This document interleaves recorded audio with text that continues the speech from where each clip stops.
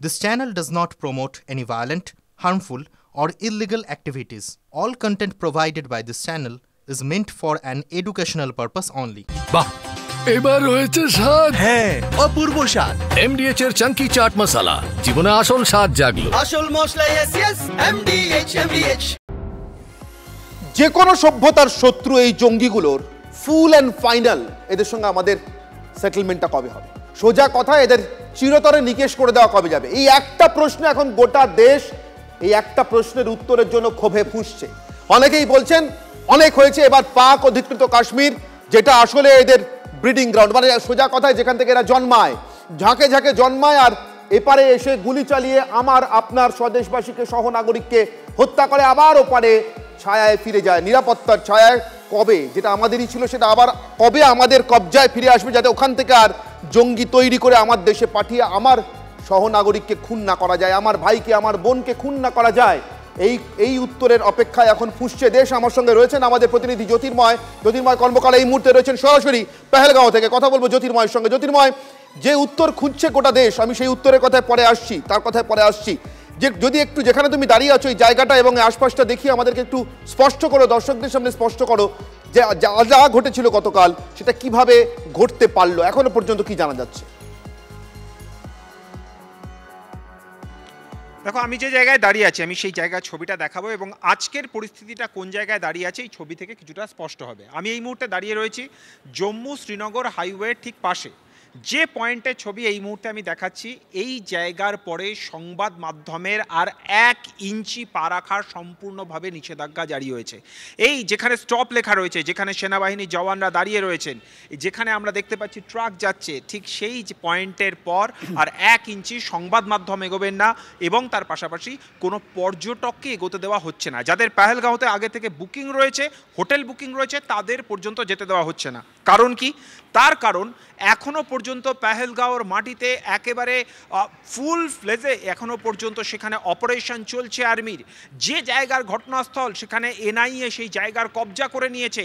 গোয়েন্দারা তারা জঙ্গলে জম্মু কাশ্মীর পুলিশকে সঙ্গে নিয়ে সেখানে ঘুরে বেড়াচ্ছে। কার্যত এক কথায় চিরুনি তল্লাশি চলছে। স্বাভাবিকভাবেই সংবাদ মাধ্যম, পর্যটক সমস্ত কিছু থেকে শূন্য করে দেওয়া হয়েছে পেহেলগাঁও শহরকে। এমনকি সাধারণ মানুষকে পর্যন্ত ঘরের ভেতরে থাকার নির্দেশ দেওয়া হয়েছে। এবং যে খবর আমরা পাচ্ছি যে গতকাল কিভাবে এই ঘটনা ঘটলো তা কিন্তু চমকে দেওয়ার মতো ঘটনা। গতকালের ঘটনা শুধুমাত্র একটি বিচ্ছিন্ন ঘটনা নয়, গতকালের ঘটনার নেপথ্যে দীর্ঘদিনের একটি পরিকল্পনা রয়েছে, ব্লুপ্রিন্ট রয়েছে, একাধিকবার রেকি রয়েছে এবং সেক্ষেত্রে শুধুমাত্র জঙ্গিরা নয়, জঙ্গিদের সাপোর্ট করার জন্য সুনির্দিষ্ট একটি টেরর মডিউলকে সাপোর্ট করার জন্য একটা টেরর নেটওয়ার্ক কাজ করেছে। অর্থাৎ এই জঙ্গিদের প্রতি সহানুভূতিশীল একটা কোনো স্থায়ী বা বলা যেতে পারে স্থানীয় বিচ্ছিন্নতাবাদী জঙ্গি গোষ্ঠী সেখানে কাজ করেছে, যারা তাদেরকে শুধুমাত্র আশ্রয় দেয়নি, তার পাশাপাশি ঘটনার পর নির্বিঘ্নে তারা যাতে এই জায়গা থেকে বেরিয়ে যেতে পারে সেই এসকেপ রুটটা তারা এখানে ঠিক করে দিয়েছে। অর্থাৎ এই মুহূর্তে দাঁড়িয়ে যেটা পুলিশ প্রশাসন এবং সেনাবাহিনীর কাছে চ্যালেঞ্জ, অবশ্যই ইতিমধ্যেই যে স্কেচ যে ছবি প্রকাশ হয়েছে সেই জঙ্গিদেরকে ধরা, চিহ্নিত করা এবং তাদের নিকেশ করা, তার পাশাপাশি এই বৃহত্তর নেটওয়ার্কটাকে চিহ্নিত করাও এই মুহূর্তে সবথেকে বড় চ্যালেঞ্জ এবং সেই লক্ষ্যে এই মুহূর্তে কাজ চলছে। একেবারে জ্যোতির্ময়, আপাতত তোমাকে ধন্যবাদ আমাদের সঙ্গে সময় দেওয়ার জন্য এবং তুমি এই পরিস্থিতির দিকে যেভাবে নজর রাখছো, যেভাবে আমাদেরকে প্রত্যেক মুহূর্তের তাজা বিবরণ পাঠাচ্ছ, নতুন নতুন ডেভেলপমেন্ট পাঠাচ্ছ তোমার মাধ্যমে এবং সিজারের মাধ্যমে। আমাদের অপর প্রতিনিধি সিজার মন্ডলও রয়েছেন এই মুহূর্তে গ্রাউন্ড জিরো। আপনারা জানেন তোমাদের দুজনের মাধ্যমে আমরা দর্শকদের জানাতে পারছি কি ঘটছে, কিভাবে ঘটছে, এর পরবর্তী পরিকল্পনা কি রয়েছে সরকারের তরফে, সেনার তরফে, আমাদের গোয়েন্দাদের তরফে। আপাতত ধন্যবাদ জ্যোতির্ময়।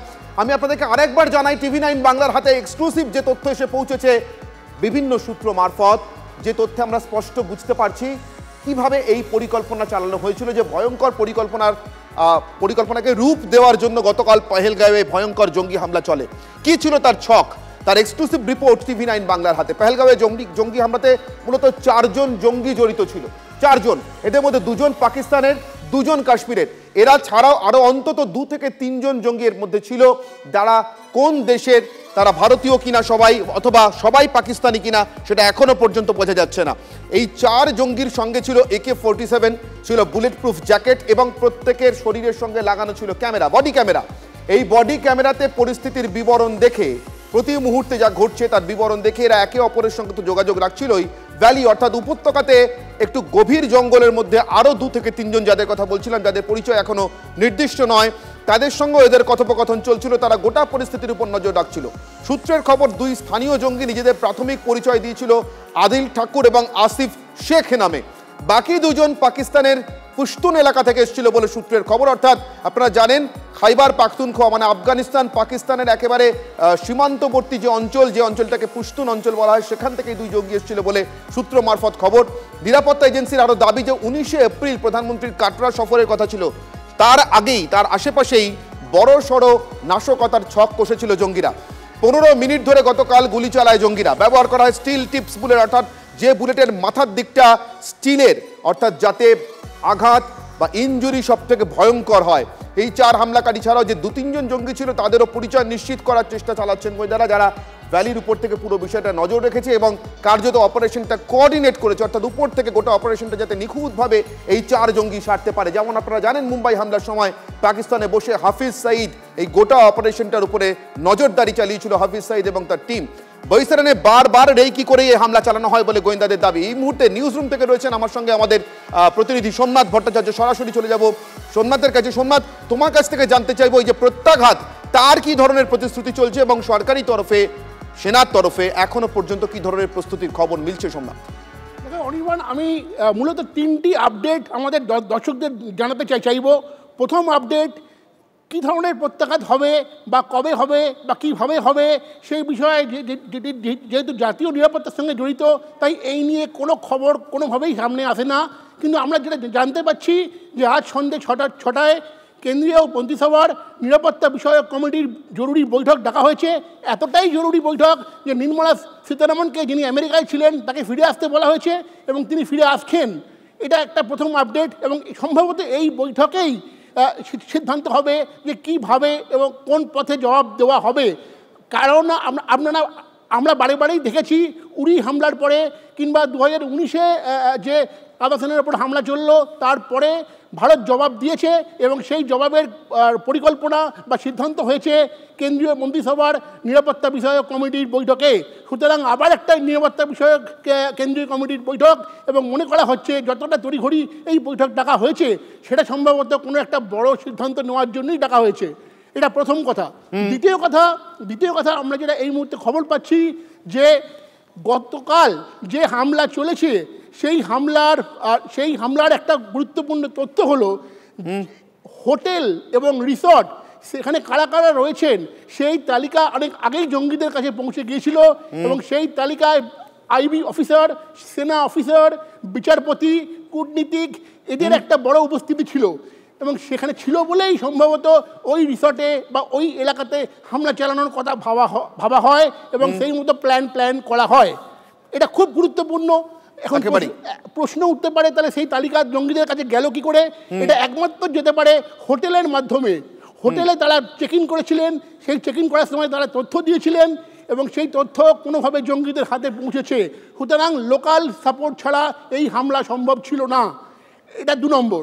3 নম্বর, ঘটনা ঘটার পর থেকে বহু দেশ ভারতকে শোকবার্তা পাঠিয়েছে। তারা সন্ত্রাসবাদের নিন্দা করেছে, তারা জানিয়েছে তারা এই সন্ত্রাসের বিরুদ্ধে যে যুদ্ধ ভারত করছে সেই ক্ষেত্রে তারা ভারতের পাশে রয়েছে।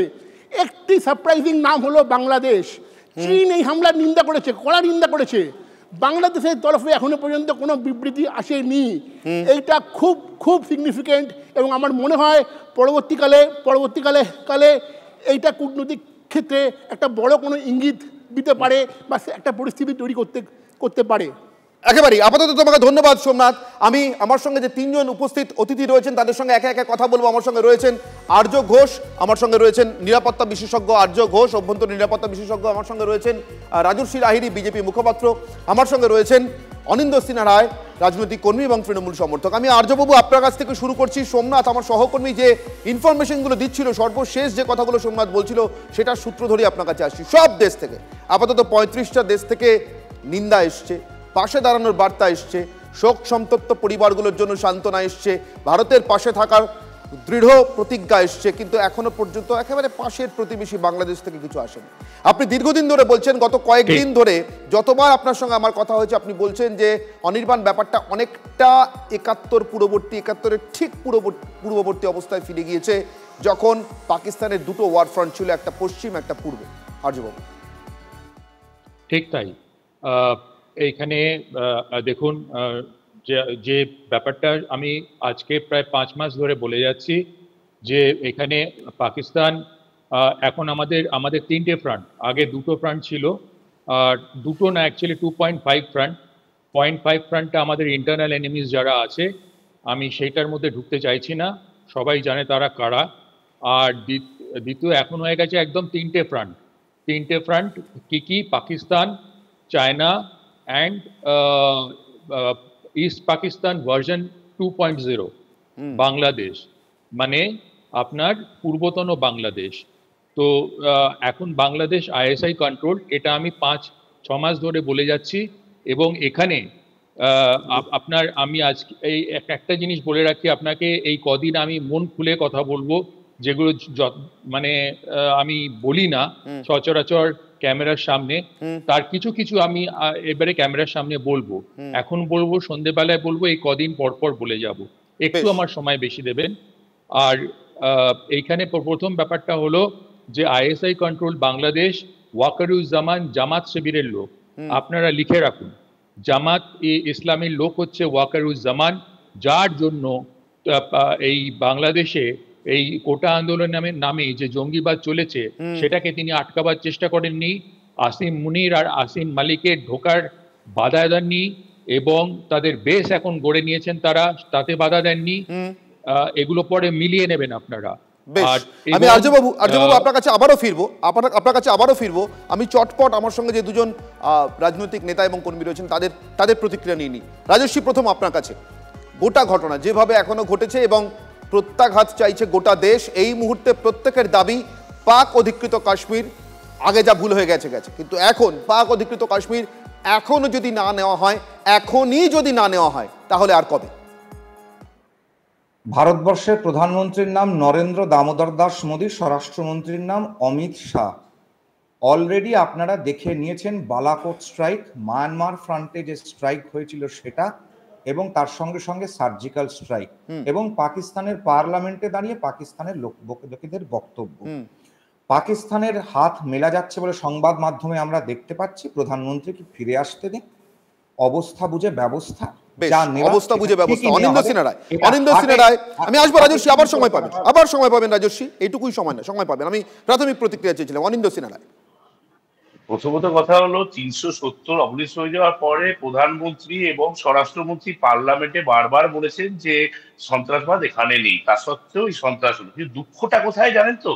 দুঃখটা হচ্ছে যে আমার ভাই বোনেরা মারা গেল, তাদের ডেড বডি এখনো পোড়ানো পর্যন্ত হলো না, কিন্তু বিজেপি নামক লোকটি নেমে পড়েছে হিন্দু না মুসলমান, তাই কি এই নিয়ে। অনিন্দবাবু, তাই কি?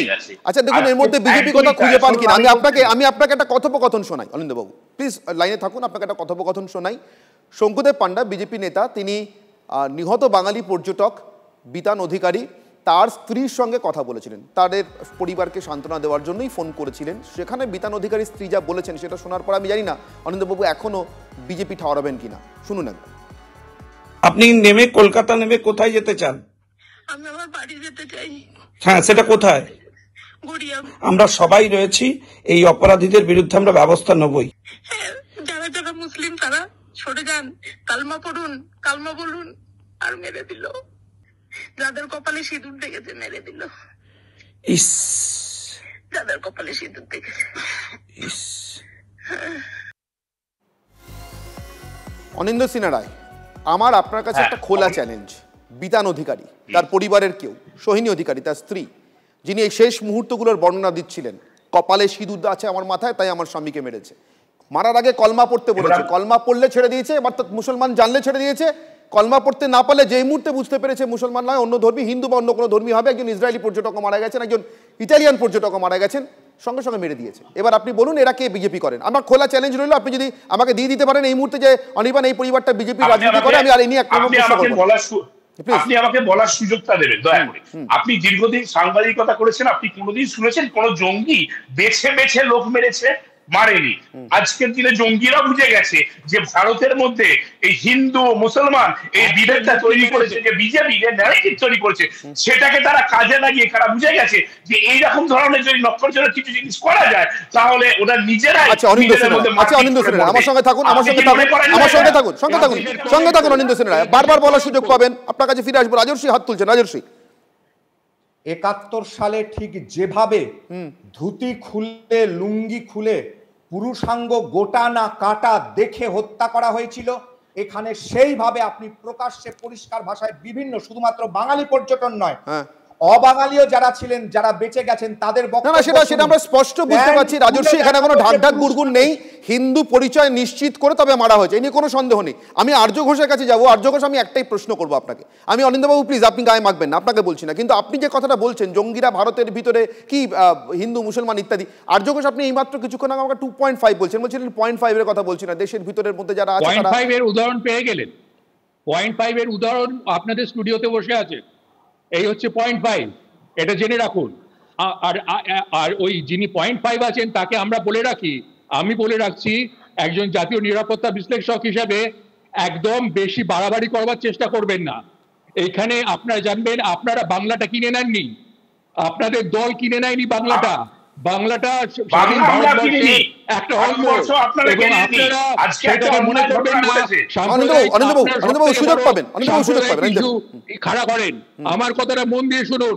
আমরা আপনাদের কাউকে কেয়ার করি না, না বিজেপিকে কেয়ার করি, না তৃণমূলকে কেয়ার করি, না সিপিএম কে কেয়ার করি, না কংগ্রেসকে কেয়ার করি, কাউকে কেয়ার করি না। আপনাদের কোনো ধারণা নেই সেই সমস্ত কিছুর ওপরে একটা শক্তি আছে, আপনাদের কোনো ধারণা নেই দেশ কিভাবে চলে। আপনারা ওই পাড়াতি কাটমানি আর ওই সেই নিয়ে ব্যস্ত থাকুন, তার বেশি এগোবেন না।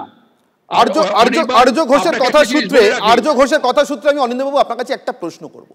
অনিন্দ্যবাবু, যদি বাইরে থেকে কেউ এটা বুঝেও থাকে, তাহলে তাদেরকে এই বোঝানোতে সুবিধাটা কারা করলো? ধরুন জঙ্গি হামলা হচ্ছে, বেছে হিন্দু মারা হচ্ছে, কিন্তু তারপরেও সেটা নিয়ে দিনের পর দিন মুখে কুলুপ এঁটে থাকা, অথবা এমন ঘটনা ঘটলে মুখ ফিরিয়ে থাকা, দায়টা জঙ্গিদের দিকে ঠেলে দেওয়া, এটা কি আসলে জঙ্গিদেরকে আরো হেল্প করে না ভবিষ্যতের জন্য, যাতে তারা আরো বেছে বেছে মারতে পারে?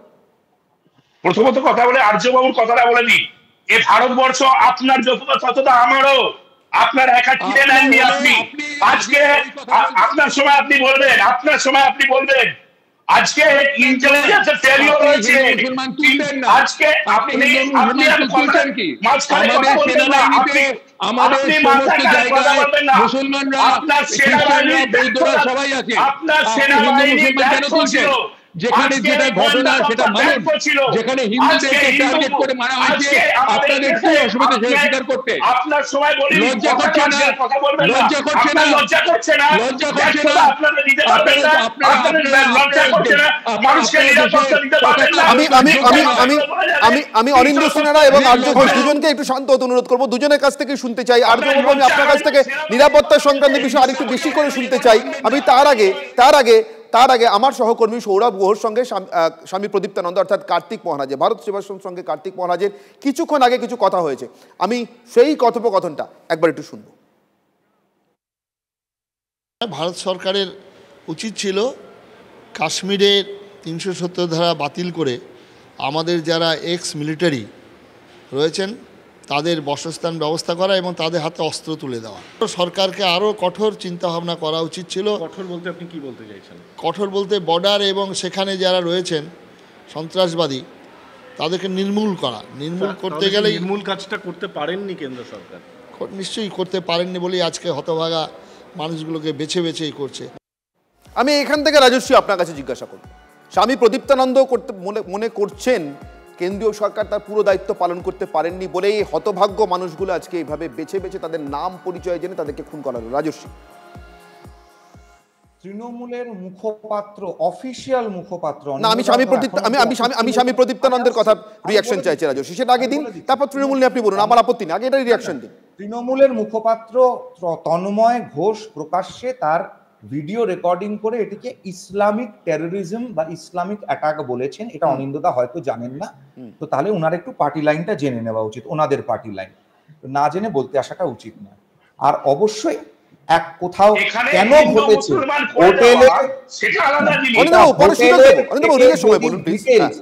হোটেলের ডিটেলস যদি হোটেল থেকে লিক হয়, স্লিপার সেলস আছে, হ্যাঁ এটা গোটা ভারতবর্ষের ব্যর্থতা বলে তো অবশ্যই, কারণ ভারতবর্ষ পৃথ্বীরাজ চৌহানেরও দেশ ছিল, ভারতবর্ষ জয়চাঁদেরও দেশ ছিল, কিন্তু জয়চাঁদদেরকে ঘৃণার চোখে দেখা হয়।